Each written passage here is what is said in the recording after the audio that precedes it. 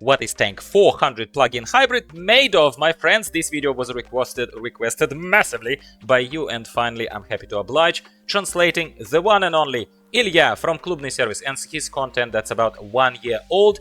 It is following the initial impressions on Tank 400 plug-in hybrid when it was first imported into Russia from China and before it became officially available at the Russian dealerships. So that video, if you have missed out on that, has relatively low viewership, but it's very interesting, and now I think Tanks 400 are a bit more spread out around the world outside of China, so I think it would be of interest to you if you've missed it out. Definitely click there, take a look at it. Today, he's disassembling it. He's taking a look at what Tank 400 is made of and how is the whole hybridity of the engine realized in Tank 400. To be honest with you, I've seen a lot of hybrid vehicle disassemblies from Клубный Сервис and other channels, and this one positively surprised me. It genuinely did. I think Tank 400 is fire. Let's visit our sponsors first. Yeah, because somebody has to pay for my coffees these sunny weekends, that pays for this hobby show. And then let's see what Tank 400 is made of. This video is sponsored by our old friends Ottocast, creators of a whole lineup of products that are enabling wireless connectivity to your infotainment systems in your car, as long as those infotainment systems have wired Android Auto or wired Apple Carplay respectively. Connect your phone via Bluetooth and then, without connecting any wires, have access to Google Maps, podcasts, phone calls, whatever else, you name it. Sometimes even we go far beyond that with Ottocast devices, where we're looking at AI boxes. AI boxes are smarter than your normal typical wireless CarPlay adapter, and they're not just enabling wireless connectivity, but they're adding an operating system, Android typically operating system, on top of that, with added apps, with added streaming apps, Netflix, other kind of stuff.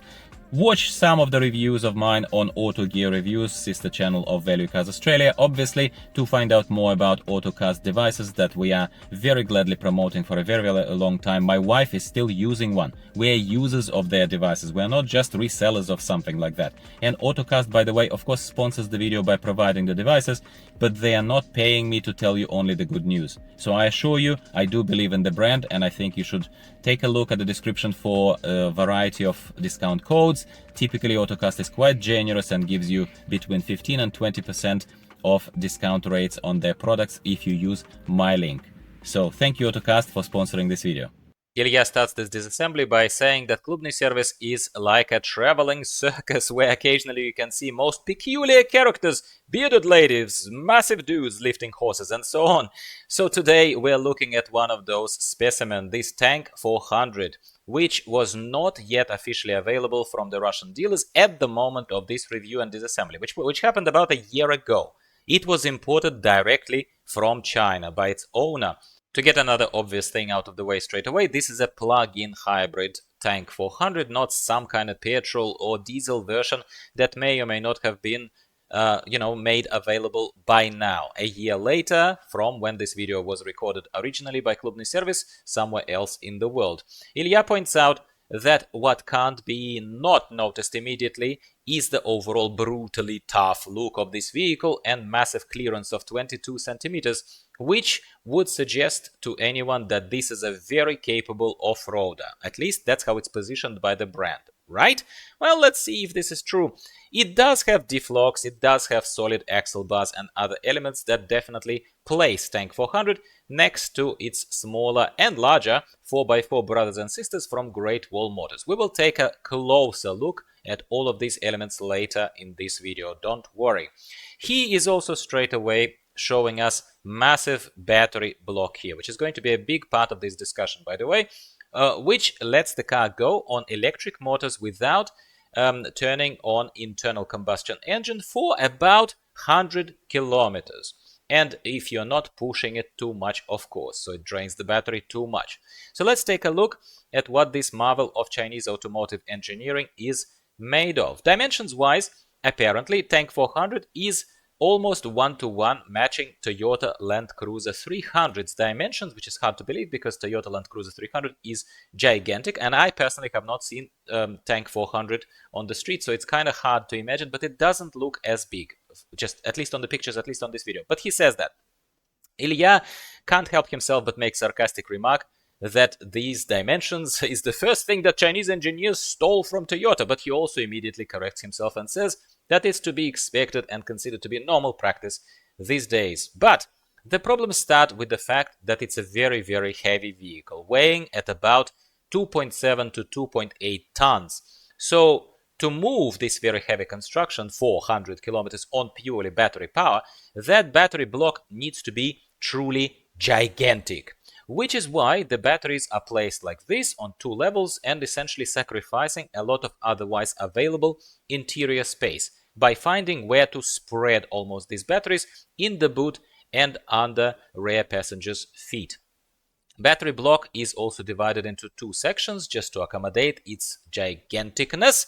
First one in the boot, as already shown, above the lower niches that are reserved for the spare tire, raising the floor level there in the boot and kind of stealing that space. You can see it pretty clearly here, which is not great purely from utility perspective of an off-road adventurous kind of vehicle that you are supposed to be loading up as well.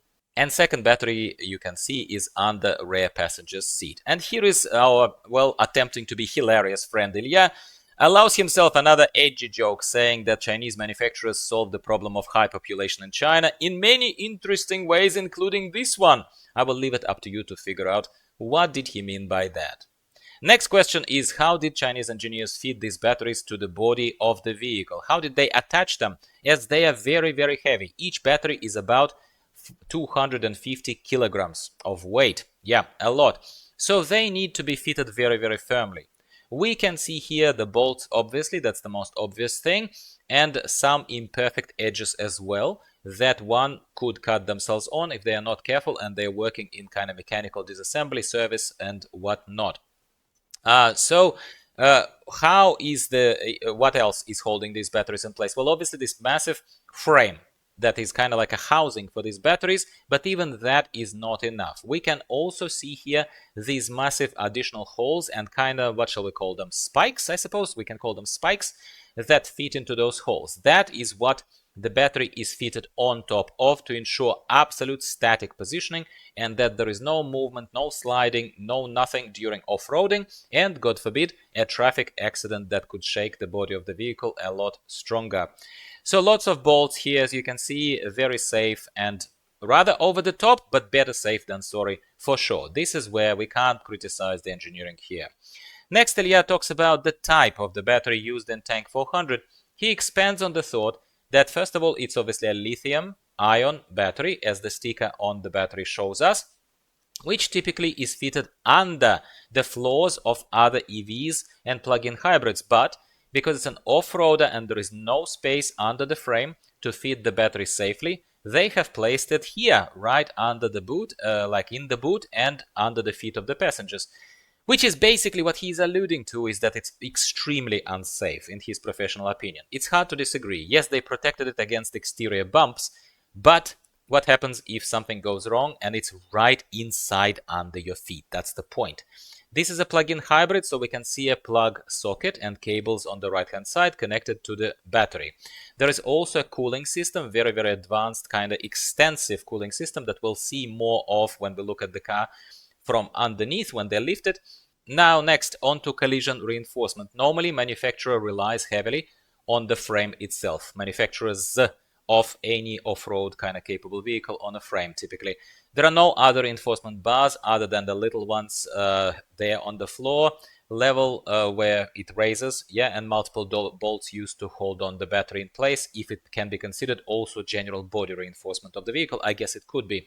Towards the front, we see a couple of extra reinforcement bars on the floor, which is good to see, but nothing really at the back. So back is kind of unprotected largely. So fair to say that no other 4x4 car makers, like I said, bother reinforcing the back. Once again, thanks to the body of those vehicles already sitting on a very heavy frame. What stands out here is the abundance of some sealant, kind of paste-like, I suppose, material, especially you see pile-ups of it in the corners there of the vehicle. Spot welding throughout this construction, which was obviously done by the robots on the conveyor rather than humans, so we can't have any particular complaints there. This is the automated part of vehicle production, not someone's handiwork. Now, tailgate. Tailgate opens obviously sideways with a very, very large heavy tire attached to it. There is obviously a lock and these kind of special slots that are made to give this door an extra sideways hinge, I suppose, to hang on to put the weight on, and not to kind of prevent the slow sagging and slow bending of the actual door hinges, the two door hinges, further and further down with time. What Ilya is kind of making a big deal here out of is that the tailgate lock fits onto its own element and that reinforcement hinge, the slots, are fitted separately as a separate unit. They're bolted on a little bit rather than being part of this whole construction of the tailgate framing element, I suppose. Yeah, so he thinks it's a little bit flimsy. The desire of it and the purpose of it is clear, but how long will it last under actual load and day-to-day use and opening and closing of the gate and slamming it and all that? Who knows, really? This is where he expresses his doubt. Side door reinforcement is present as the classic tube bars, 2 in each door, plus rather strong thresholds are that extra sideways kind of collision reinforcement. Ilya always pays particular attention to those elements in case this is the first disassembly video of his that he looks at. Safety definitely is important to him and should be to us. On to Ilya's favorite topic of insufficient stock standard factory sound and vibro insulation. Here he can't help himself but take an extra swing at the price point of this vehicle and the fact that it's a hybrid. He says, first of all, it's a hybrid, so you think it's going to be quiet. Well, quieter than a normal internal combustion engine or diesel vehicle, right? Secondly, it's a premium price, very expensive in Russia. This vehicle was kind of priced right now, doesn't matter because first of all, it's Russian market. Second of all, it's a year ago. Those prices, they kind of moved, but it's expensive, okay? And when you put one and one together, you sort of assume that the car or the vehicle, in this case, that you're buying, should also be like kind of properly insulated and drive very, very comfortably and quietly. But what comes to us as no surprise, the sound insulation apparently is not great. The material is fitted, the standard stock material, the vibro insulation material is fitted very, very kind of in these blotchy, strange things that come off very, very easily. And apparently when they were removing the original, those, I don't know what to call them, those blotches, I suppose, of that material, before applying their aftermarket materials, there was even moisture. It's even shown kind of in the frame here. There is even moisture under those original things, pads. So this is where Klubный Servis once again showcases their fine aftermarket sound insulation work, and they're relying on the product that at least is available in Russia, and it's called Aerocell. They are these porous pads. They are very, very easy to fit. They stick on very nicely, and they have different types of them. They use 6mm Aerocell pads along the kind of body of the vehicle, lining the body of the vehicle and the bottom kind of parts, and the 4mm pads they're using in the doors. There are also different types. Some of them are more thermal and vibro absorbent, and some of them are sound absorbent. So this is really, really pretty. And quite frankly, listening to him explain how these pads work, how good they are at cutting out noise and thermal kind of things, while preserving interior temperature at all levels set by your aircon and not having to consume that extra energy, which is especially useful when you are relying, say, on battery power of your EV or plug-in hybrid, as in this case. It makes me want to have those Aerocell pads installed in my Subaru here in Australia, as maybe they're just as good at cutting out exterior heat. That is more of a concern to us in Australia than cold or noise for that matter, because our roads are, well, generally pretty good unless you are off-roading full on. Ah, well, it's a story for another time and day, maybe. They've disassembled the front of Tank 400, removing all front-facing panels. It looks quite naked here. We can see the radiator panels. We can see the little tank with the window washing fluid there on the side. And now onto the engine. So this is a 4-liter turbo petrol engine pumping out around 252 horsepower, but Ilya wasn't sure that the number is correct, but I don't think it's critical piece of information here. Main purpose of this internal combustion engine is to generate electricity. We can see that because it's attached directly to the inverter block. Lifting Tank 400 up and looking underneath, Ilya always starts by pointing out the obvious. It's a vehicle on a frame. And there is an exhaust pipe over here conveniently confirming that it's not a full EV, but as we know already, it's a hybrid that has to still exhaust some fumes. Rear axle is classic, not independent suspension. There are ventilated disc brakes over here. What is not standard is can be seen as a ton of those extra wires and extra pipes, which are mostly cooling ones. Why? Because as you remember, right above where Ilya is standing at right now, there are two massive batteries that require wiring and cooling. Ilya comments on these suspension and amortizators, the levers and arms. All of that once again proves that it's all a rather classic Chinese preferred off-roader construction, how they construct their off-roaders. There are no visible electric motors. Everything is relatively classic actually, other than, as Ilya keeps hammering, an astounding number of tubes, pipes, and who knows what else. Transfer case is actually made by Borg Warner, and the controlling electric motor attached to it is made in South Korea. So it's not all purely China-made, which we already also came to expect because they're using a lot of more well-established parts available around the world. So what's the difference of these construction from, say, Toyota or, say, Prado? Well, in Prado, there is full 4x4 available. Here, there is none. Full 4x4 turns on electronically, automatically, similar to how these systems work in modern Haval H9, let's say. By now, some of you were paying attention and would like to ask, so where is the hybrid? Where is hybridity of it, Ilya? Well, those orange cables are the first hint. They're suggesting that we're getting closer to the electrically powered parts of this off-roader, don't they? But while here, we also see this thinly protected module of the 9-speed automatic transmission that obviously passes the rotating momentum to the transfer case and the front and rear axle. So again, so far so good. Where is the electrics? Here. There is apparently an electric motor that is coupled very tightly with the internal combustion engine, and it pumps out together as a unit about 400 horsepower all in all, and that is an equivalent of about 700 newton meters of torque. These are decent stats, and Tank 400 genuinely needs it, even if it's just to keep in mind that there are those two batteries that alone weigh half a ton.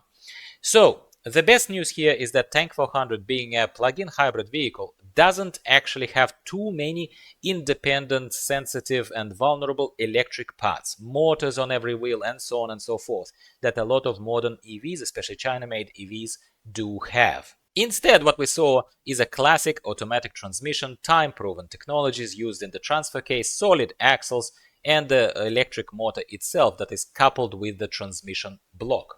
So in the worst case of having any issues with electric or hybrid tech of this vehicle, well, likely you will only need to replace the transmission. And in theory, at least, all your problems should go away then, unless they are a lot more profound. AKA, Great Wall Motor, they actually kept things relatively simple in this Tank 400, which is the best news of all. What this disassembly has shown me personally and what it has shown Ilya. He points out the electric mechanism powering the retractable side steps, which he personally dislikes every single time, because he is dealing with this in condition of Russian winters, where extra moisture from snow and ice that interferes with all these mechanics is, spoiling the picture quite a lot. He is familiar with how much trouble this can cause on even Range Rovers, and now doesn't expect anything good from a very similar solution used here in Tank 400. He likes the frame as always, he keeps going back to it. It's very solid, not flimsy at all, including those crossing bars. Unfortunately, that's Chinese manufacturers for some reason fit using bolts rather than solid welding and whatever else, which is so far apparently not causing any issues, at least not on the Russian forums. People are not talking about that. Suspension has, as expected, A-shaped levers, arms, and Ilya speculates here that the problems might arise from a side collision if somebody drove straight into your wheel and what would detach there. But I think personally that it's highly speculative and has too many variables that could determine the extent of the damage, which is why it's not worth your while. So let's summarize. Tank 400 is definitely one of those circus specimen. It's an interesting vehicle, definitely a capable 4x4 on a frame, no excessive complexities that are typical for hybrids and EVs, such as independent suspension of the rear wheels requiring extra parts, electric motors, and what have you. Ilya thinks that the most complex system here is the cooling and heat emission system that surrounds those two very heavy batteries. But again, it's clear why all those pipes are required, because Great Wall Motor couldn't place those batteries, under the frame, potentially exposing to the damage and catching fire. Overall, Ilya says he kind of likes it. He kind of likes Tank 400, but again says that clearly Tank 400 is designed to delight the first owner of the vehicle, who will get the car brand new or very almost brand new, and the extent of wear and tear as well as longevity of those lithium batteries remains very much to be seen to determine theoretical resale value of the vehicle like Tank 400 when it's 3-5 years old, let's say speculatively. Ilya says that once again, theoretically, looking at China-made alloys, metals that are in panels and everything else, and how heavy the vehicle is, almost 3 tons without passengers or luggage, this is where he expresses an extra doubt that it will handle actually heavy off-roading for any prolonged periods of time and ownership quite gracefully. But this is where he always adds a disclaimer that he neither poses as an expert, which I think he is, but he says he is not, and he doesn't own one of these tanks, so could be wrong. So this is it, my friends. Were you impressed by how Tank 400 actually is engineered and assembled? I kinda was. I was impressed by this, and I appreciate Клубный Сервис's work, as always, cross-promoting it and translating into English for all of you sensitive flowers who think that I'm just stealing content. I never steal anything. I create derivative works that add value that otherwise is not there in the original material, in case you really can't sleep at night thinking that that's what I do. All right? Anyway, any opinions, any thoughts, any feedback, any desires to buy Tank 400 where you are when Tank 400 becomes available? I don't think it's available yet in Australia. Well, I'm pretty sure it's not. I was driving past the dealership the other day. But I really think that Australia would benefit from Tank 400. You let me know what you think. Could we use Tank 400 on our roads? Yes, I think we could, but you let me know. See you later. See you next week. We'll talk about something else, value cars related, around the world, in Australia. And so thanks for being with me today, and goodbye for now.